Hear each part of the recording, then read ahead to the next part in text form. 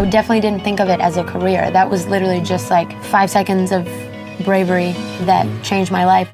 I wanted it so badly, and they were like, honestly, you shouldn't come at all anymore because I don't want to see your family disappointed. If you come tomorrow, there's not going to be any room for you to audition. I honestly think you should just go home and try again next year. Letting the core of who you are and kind of letting all your walls down in front of the world and in front of other people is the bravest thing that you could do. Need motivation? Watch a Top 10 with Believe Nation. What's up? It's Evan. My one word is believe, and I believe in you. I believe you have an amazing gift inside you that I want to see explode out onto the world. So let's get your motivation to a 10 and get you believing in you. Grab a snack and chew on today's lessons from a woman who went from dropping out of 9th grade in school with dreams of becoming a singer to having her first solo studio album debut at #1 on the Billboard charts, led by its lead single, Havana. She's Camila Cabello, and here's my take on her top 10 rules of success. Enjoy.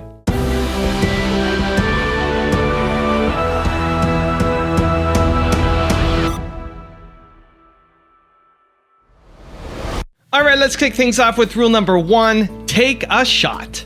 I initially was not trying to do music at all. I mean, I came to the United States, my family came, and my parents made that choice. My mom came over to Miami, and her main thing was just like, we don't have money to get you into college, so you're gonna have to get a scholarship and you're gonna have to study your butt off. And so that was always my main focus, was just, I was like a book nerd. I was just like studying. So I didn't really think of it as a plausible thing, even though it was always my escape. You know, I would always sneak off into my room when my parents went to Walmart, and I would just like sing.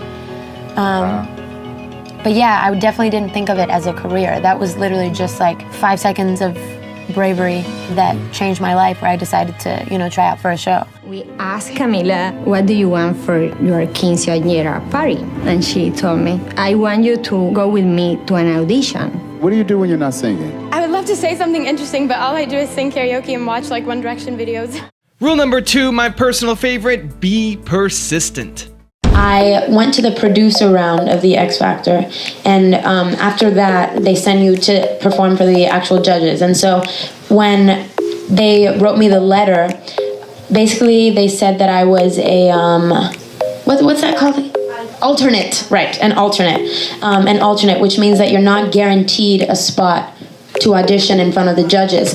And if they have time at the end of the show, then you can audition, but that's never guaranteed. So you have to still sit there and wait? So the auditions were all the way in North Carolina, and so my whole family and I traveled to North Carolina to see if maybe I could audition.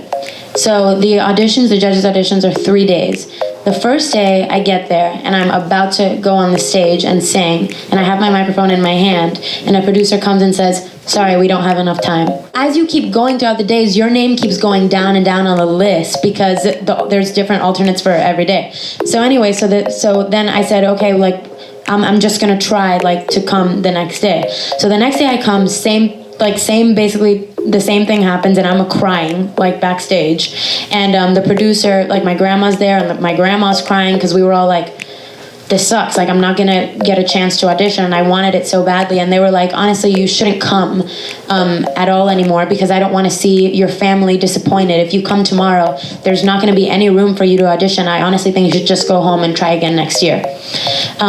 Boo. Yeah, and so Simon Cowell luckily walks out like behind the stage, and I was like, was he wearing a really tight white shirt? Yeah. Okay. And I was like, Simon, they won't let me audition. Could you please let me audition? Simon and all the judges on the show, they have no idea what the alternate process is actually like. They just see people walk out on stage, give them a yes, whatever. And so he was like, oh yeah, for sure, you can audition. And I turned over to the executive producer and I was like, don't, like, see? He's Simon Cowell and he's telling me I can audition. Can I please? That was aggressive, I like that. Thanks. And I was like, can I please just come back tomorrow? And so basically, to sum up the story, they saw how persistent I was and how much I wanted to be there, because I ended up like just crying to the producer and being like, honestly, you don't even have to put me as an alternate tomorrow. I just want to be in the building to know that I did everything that I could, to know that if there maybe is a 1% chance that I'm allowed to audition, that I'm here, that I'm still here for it. And so they saw how persistent I was, and the next day they ended up letting me audition. Rule number 3, find true success. Obviously, when Fifth Harmony started to merge and X Factor and the show takes off and you guys as a group, better together, reflection. Yeah. Did you feel like you made it? Was it this feeling of accomplishment? Like, what were you going through as the group started to take off and you were part of that? It felt really great from a level of, man, we've worked so hard. Our families have sacrificed so much. But I definitely felt like when Work From Home became like a really big song, or when, songs of ours started to get played, I wanted to like feel more when I heard it on the radio, if that makes sense. Mm-hmm. I learned so much. I'm so grateful for that whole experience. I don't even think that I would have felt like that yearning to even start writing to express myself if it weren't for the fact that, I was singing songs that I didn't really connect to. Like, I did a song with Shawn Mendes, I know we did last time, and that song was not nearly as successful as Work From Home. If it came on in the radio, I was like, whoa, like, this is about something that happened to me. Like, you know what I mean? Right. And even though it wasn't as successful, I just felt more. Rule number 4 is be yourself. I think for me, just being yourself and kind of letting the core of who you are and kind of letting all your walls down in front of the world and in front of other people is the bravest thing that you could do. That's also what I try to do with my music as well, is just be as honest as possible and just kind of share the vulnerable parts of myself, because I think that that's very relieving when you can do that, because then you're just yourself. You don't have to try to be anything else. Rule number 5, push yourself. I have a lot of moments where I'm like shy and I don't want to be, I want to be like away from people, but I think certain challenges always make me have to step it up, and so I push myself a lot. Life begins outside of your comfort zone, and sometimes it's good to push yourself and do the unexpected, and you never know what you might find. Rule number 6, be consumed by passion. I just feel like advice that I would give is just like, let yourself be so consumed in your art or whatever your passion is. It's literally the greatest feeling in the world. It's like love. Like, it's, to just let yourself be just like swallowed whole by what makes you feel alive and what connects you to, the universe and that inner voice. There's nothing more beautiful than that. And it's such a selfless thing to share that, to share that with the world. Because I think I love that there's this quote, I can't remember it word for word, but this guy says something like, share your talent and share your dreams with the world, because what the world needs is more people who come alive. Something along those lines. But yeah, because, by you just expressing yourself, you kind of ignite a fire in somebody else to express themselves in some way, and that would just make us all like so much happier as people. You know what I mean? Like, just do everything for love, and you'll feel so fulfilled. Rule number 7, start small. On your Instagram, you posted about writing music in the hotel room that is totally 100% you. I would get instrumentals from songs that already existed. So I have these demos where you hear like the music is from like Born to Die by Lana Del Rey. And I wrote like a whole other song over it. Wow. And that's how I basically started to develop my voice as a songwriter. When I got into the studio to really, for the first time, to work on this album, which was January, everybody was they came in with this attitude of like, oh, I have an idea for you, like, play it for me. And I was like, let's do something from scratch. And they were like, oh, you actually write. Like, you actually have a point of view. You actually have something that you want to talk about today. Like, I'm so happy that I started writing those like demos on the road, because if it weren't for that, I wouldn't have even had the confidence to be like, oh, I want to do this today, guys, and as opposed to just taking something. But I wouldn't have even known where to start. Rule number 8, express emotions. I'm just trying to connect with my heart and with my soul and kind of bare my soul to people. I feel like that's kind of my goal as an artist, whether it's in my music or, in a photo shoot. I want to make sure that I'm able to bring out my emotions, whatever it is that I'm feeling. When I go into the studio, I want to write about the scary places in my heart. I want to write about the feelings that can be kind of sad and uncomfortable, like the real human parts of us. When I was younger, I would have never imagined that I could be able to do this for a living. Like, music was always something that I loved to do, and it was my form of escape. I hopefully can create that form of escapism for other people when they listen to my music. So that's kind of what I'm trying to create. Rule number 9 is expect the worst. What is that feeling for you, like that solo debut?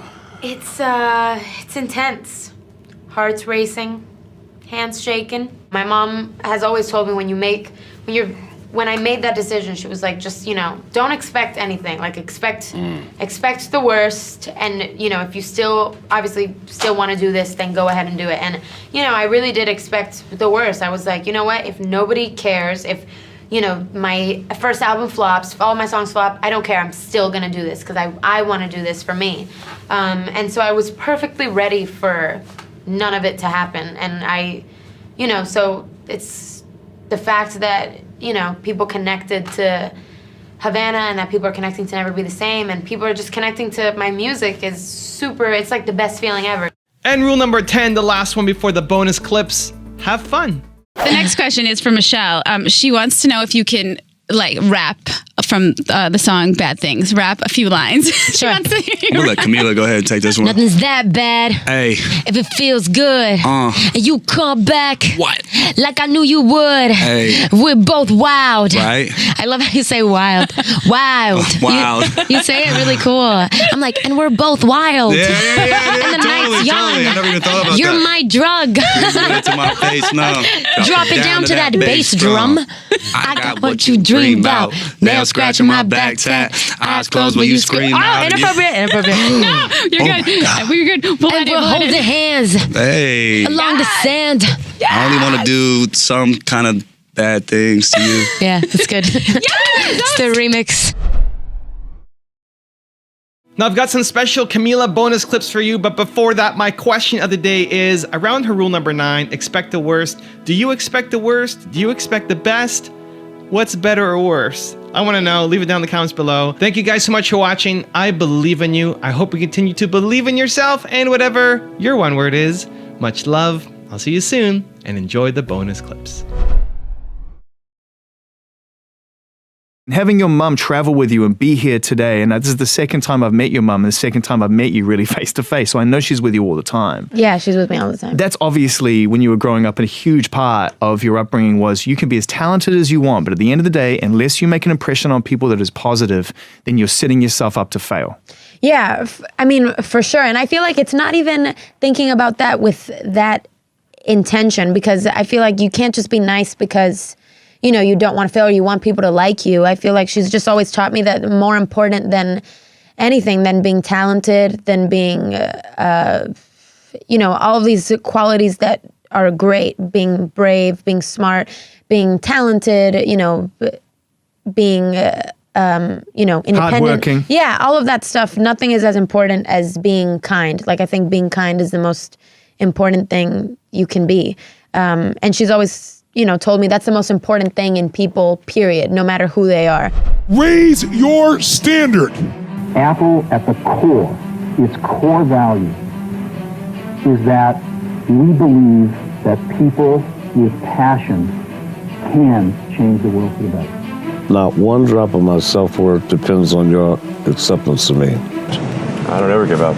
I'd have to be dead or completely incapacitated. Hey Believe Nation, if you want to see my all-time favorite top 10 rules of success, I have a very special secret video for you. These are the individual clips that I have personally learned the most from and applied to my life and my business. Check the link in the description for details.